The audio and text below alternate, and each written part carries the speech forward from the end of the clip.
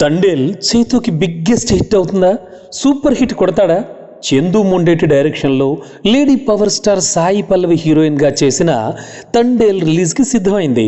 Already pre release ఈవెంట్స్తో దుమ్ము దులుపుతోంది. Real ఇన్సిడెంట్స్తో తెరకెక్కిన ఈ మూవీపై అటు ఫ్యాన్స్లో ఇటు మేకర్స్లో కూడా భారీ అంచనాలే ఉన్నాయి. ఈ టైంలో చైతూ ఫ్యాన్స్కి ఒక ఇంట్రెస్టింగ్ డౌట్ వచ్చింది.